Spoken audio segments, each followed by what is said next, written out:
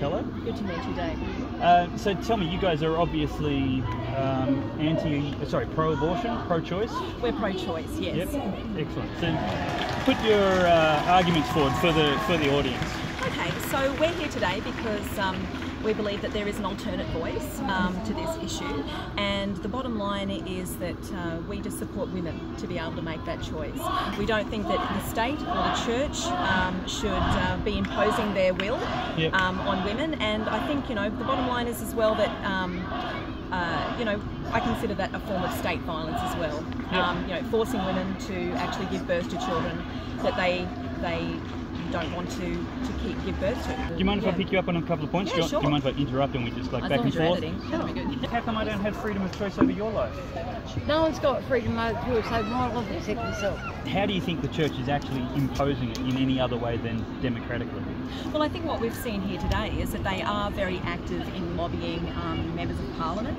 I think that particularly in Toowoomba, it is historically a very traditional conservative town, and that they do have a very strong voice here as well. And it's for that reason as well that I thought it was really important to come here today, because there may just be one woman who sees that there is an alternative perspective here who may be struggling with that decision.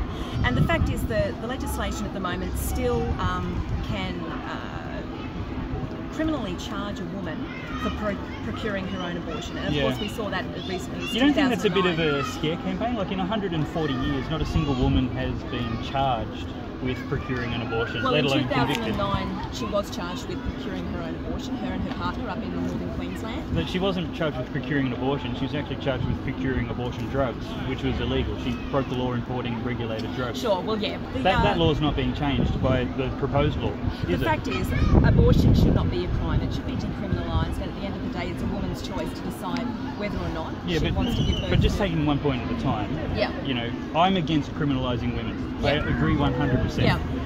Agree 100%. There's no debate there. My assertion is it's a furphy and propaganda and unhelpful to say that the laws that are proposed to change will have any impact on the criminalisation of women. Okay, let me put my best argument forward and see how you handle that. My best argument is there's two people involved. That human life, scientifically, objectively, not religiously or spiritually, science has long established that life starts at conception, whether it's human life, animal life, tree life, or anything else like that. And so I 100% agree with concern for women, justice for women, agency, self-determination. But I think everybody's human rights begin the moment they're human and living. Okay, so we consider it's a fetus. It's not a baby. It's not viable outside the womb, and it's a fetus. But fetus is just a stage of development, like toddler, infant. But it's a woman's choice. It's basically, that is the bottom line here, that we don't believe that anybody else should be able to impose their will on another woman. It is her choice. What about the baby's choice? No. Let me stand beside you and say I agree in people having choice. But I actually want to enlarge on the compassion I feel from you guys and say not just women should have a choice, but any living human should have a choice. Those rights, that agency, the fundamental things like, would you support gender selective abortion? Absolutely not. Do you know what the statistics are of women who have been raped who choose abortion? Do you know how many actually choose abortion? I don't know. Less than 1 in 4. Well, there you go. Yeah. And the problem is, do you know what percentage of abortions? Do you know what percentage of abortions are conducted because of rape or incest? Less than 2%. So it's actually it's up to the woman to kill her child. That's right. She's the one carrying the fucking baby, not me or you. Thanks for the chat. The fact is, it is still in the criminal code in Queensland. Yeah, you're getting off track. Just talking about the right to her body. Main points. This is it. Like, you know, but I think killing people should be in the criminal code. It's a fetus, okay? But that just means little person. It's a fetus, okay? And so we believe that it's a woman's choice and that nobody else should be able to make that choice for her. Yeah, and that's the end. And I think that I'm probably done. I agree. I agree with you. Yay! We have a supporter. Thank you so much for taking the time to have a chat. You're welcome. Glad we got to the end of our frustration. Awesome. Yeah. Bless you guys. Yes, thank you. I went into an abortion clinic at 19 weeks pregnant, ready to terminate my pregnancy. I could feel my daughter moving. I was ready to go just 5 minutes from terminating, and I just had to change of heart, and I just went, I can't go through with this. So that's my story, and I'm here now, loving life, and really, really grateful for the choice I made to continue on with my pregnancy. How scary is it for you to think that, you know, under these proposed changes, people could have an abortion up to 22 weeks?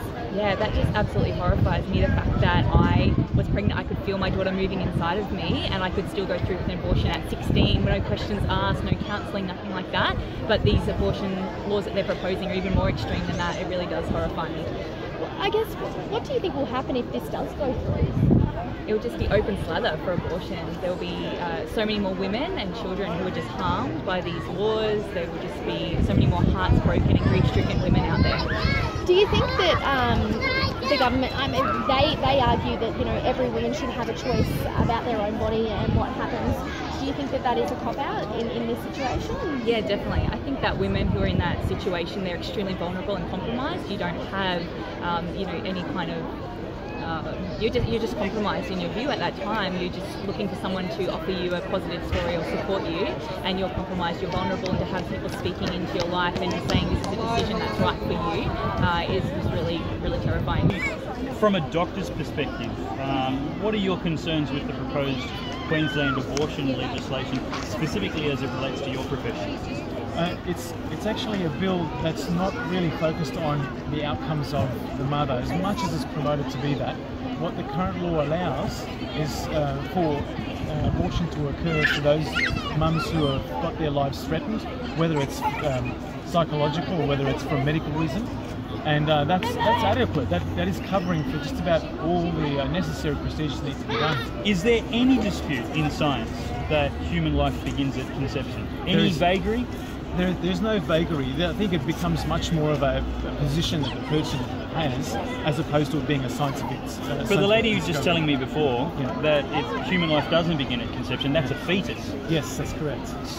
So a fetus is not considered an individual; it's a non-individual. Is that a philosophy or a science? It is certainly not a science. The science is very clear. At the moment of conception, this is a new being. It's a new entity. So hashtag not an argument. Not an argument. So assuming the LNP vote on block against it, or they allow a conscience vote and they all decide to block it like they did with the Pine bill, which by the way wasn't as extreme as this bill, so let's hope the LNP all vote no. We only need 4 Labor people to cross the floor. So we have a chance.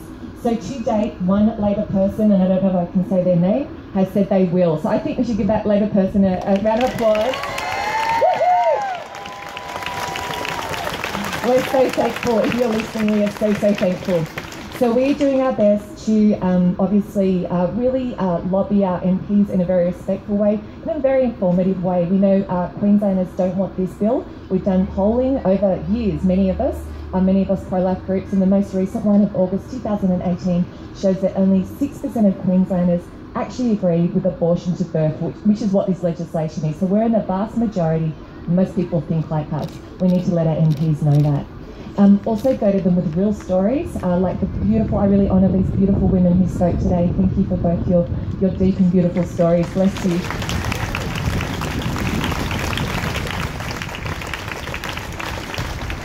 Real stories, and you know, let them see. We speak, but we always speak in love. We're people of love. We're endorsing life. We love life. We love our politicians, even if they don't agree with us. But we speak the truth in love. But we must speak. One of my favourite sayings is William Wilberforce, that great abolitionist who helped to get rid of the slave trade in the UK. He said, "Let it not be said, I was silent when they needed me to speak." So I so appreciate you all being here today. You're speaking with your presence. You're speaking with your signs. If you haven't already, let's take it a step further. Let's meet with our MPs. Let's write letters to our MPs. Let's be engaged in media, social media. Write letters to the editors of newspapers, just really saying why life is valuable and why this abortion bill is abhorrent. It is actually abhorrent, and why abortion is already so accessible in Queensland. In terms of even a purely economic point of view, there is no need for these laws. There already is, you know, so much abortion in Queensland. As we heard from Stacey, she was allowed to get an abortion for up to 20 weeks as a 16-year-old. Do we want it any more permissible? I would say no. I would say no. Come on. Life, life, life. Life, life, life. So this is what... Okay. We've got some opposition over here. We just love them. We bless them. They might learn something today. All right. They'll learn. There's a bit of a problem in that some of the government's stuck in this like 70s rhetoric that abortion equals female empowerment. We know there is no bigger lie on earth pretty much, so we have a job of educating them that abortion is death to both often the woman. Part of her often doesn't recover well, we know that. A woman who's had an abortion is 6 times more likely to commit suicide, has a 1 in 5 women who have an abortion are much more likely to get a serious and prolonged mental illness than a woman who hasn't. It's very serious, the ramifications are very huge, and truly having a live birth is a win-win. Opting to give life to your child is a win-win situation. So let's really tell our MPs that, and also get behind places like Eva's Place, Priceless House, which actually walk women through their whole pregnancy and help them afterwards. We're here to support and not abort. That's our motto. We support and we do not agree with abortion. It doesn't help anyone. So I've spoken about what we can do, and we can hold this. I honestly believe we can hold this. As I said, we have one Labor MP. Let's keep going. Let's never ever give up. If we keep enough pressure on, some of them may just crack because they want to hang on to their seat at next election. They may never care about the unborn. They may never like us pro-lifers, but they will just be worried about themselves. And some of them are people of good conscience, and they have been fed a lot of lies and a lot of manipulation, but we're here to really tell them the truth and that Queenslanders don't want this. So thank you for being here. Keep up the good work. I think we're going to be victorious, and we're going to always fight for life. Always, always, always. Bless you all. Thank you. Thanks, Martha.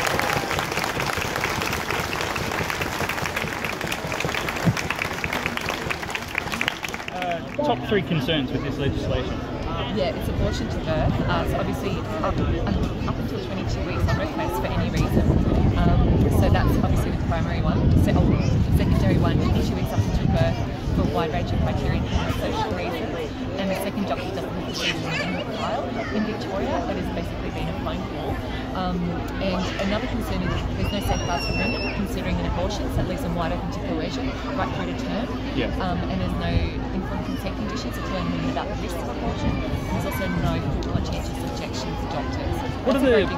What are the penalties for doctors who don't obtain a second doctor's approval after that cut-off date? Good question. There is 0 legal penalty. 0. There might be some type of regulatory thing, but 0 legal. So they can do it next week again. Wow. I know, right?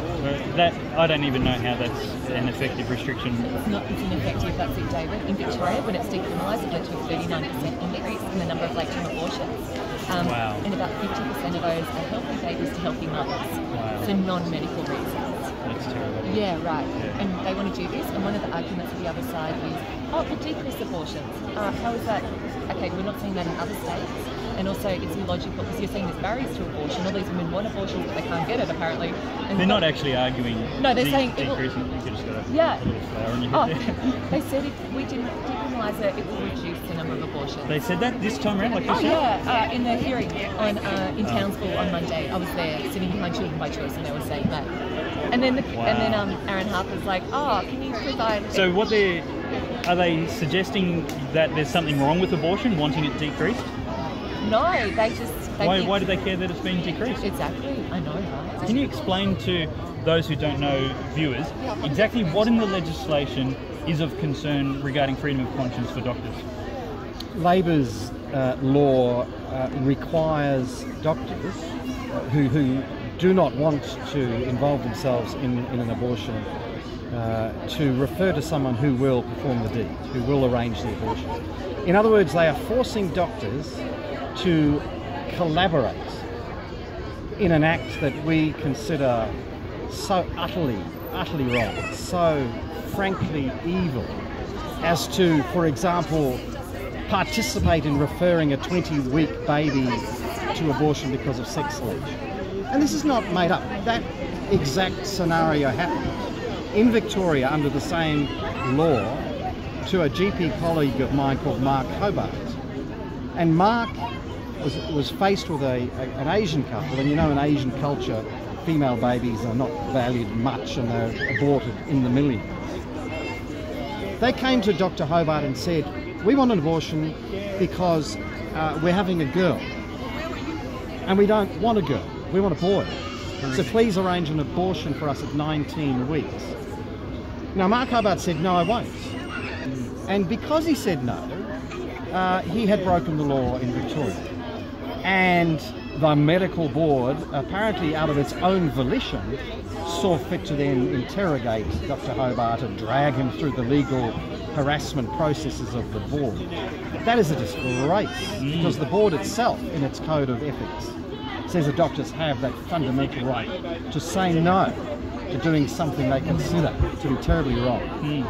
And yet they harassed him. Now in Queensland, in the law, any doctor who does not refer a couple on for an abortion, even for sex selection, even whenever, will face the same process.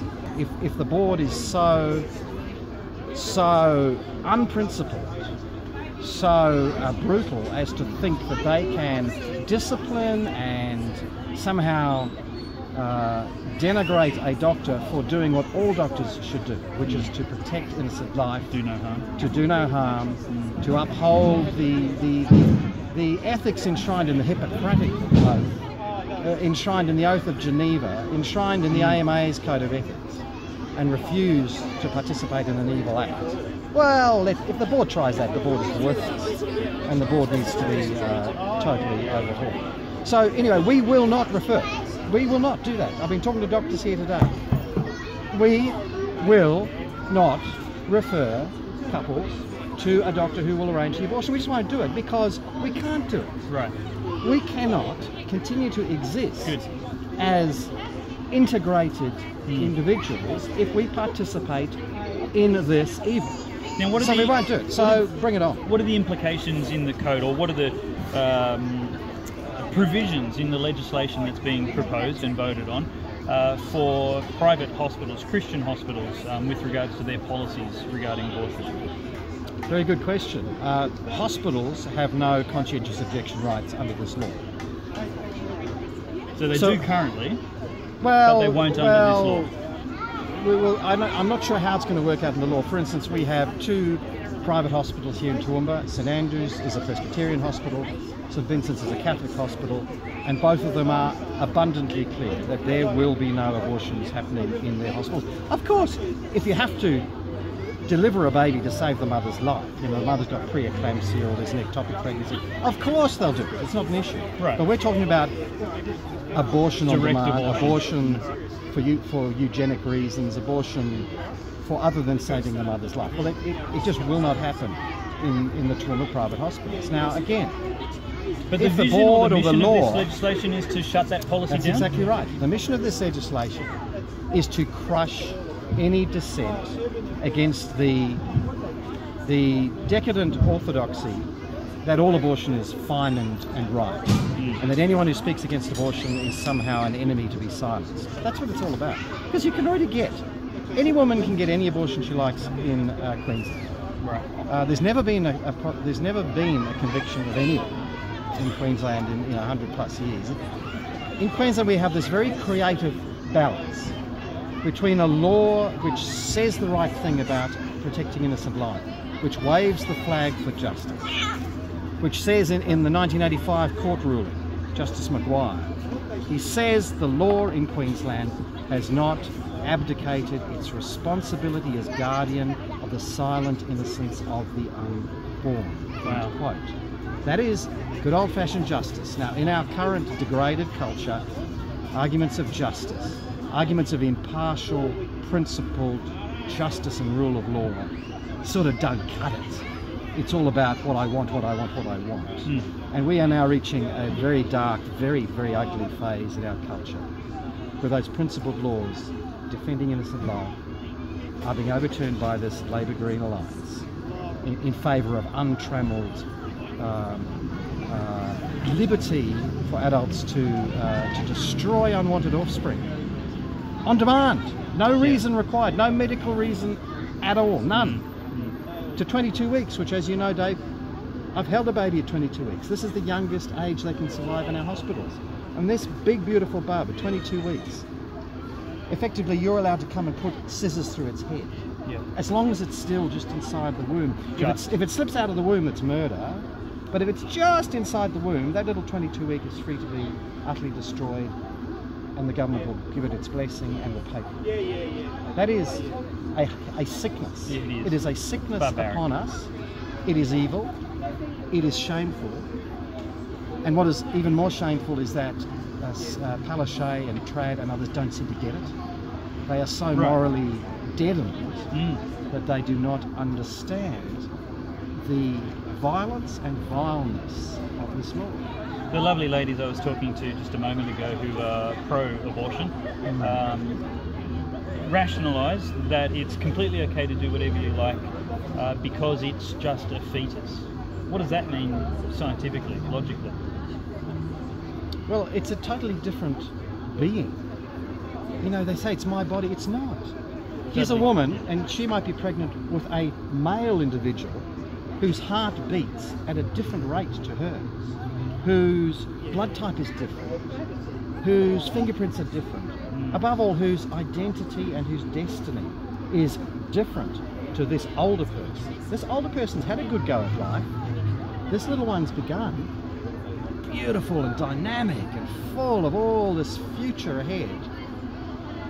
And this older person thinks they can use their power to destroy it. That is plain violence. Is there some kind of magical word, magical power in the word fetus? Fetus is Latin for little one. I think it's a rather beautiful word. But it's sort of spat out like flatus and feces, fat. You know, it's blah, blah. No. Fetus, meaning little one, is a beautiful word describing this little tiny being. And to me, understanding the whole embryology and the whole nature, there is only one point that matters, and that is the moment in which being, a new being comes into existence. That's the very first day, because at that point your identity is created, your genetic name is actually spoken for the first time. And that name never changes. Wow. You build around yourself a body. You build around DNA yourself from day one. Well, yeah, it's literally an identity, a name of a person. Now, you're still deeply asleep in the womb, and it takes time to build your capacity to grow and see and know. But I mean, just because a little baby's asleep in its cot doesn't mean you can kill it. Yeah. This is the sleep. Any other stage. This is the deep waking process before birth, and that little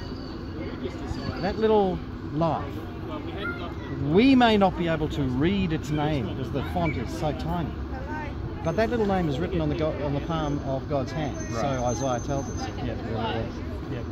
And that little name is written into our story, and we have no authority to erase that little name from our story. Now that is the way to look at things. That is the good way. That is the beautiful, wise, true way. Yeah. And it is frightening that we as a culture are so degraded, so violent, so lost, that we now want to put in our laws that it is just fine to destroy them, no matter how much they writhe and squirm and try and avoid these evil penetrating instruments and cutting instruments. There's a little pain relief. There's a little dog over there. You could not do to that dog what these doctors will do to babies, not much smaller. Right. You know, it is surreal in its violence. Yeah. It's terrifying in its moral deadness. Yeah.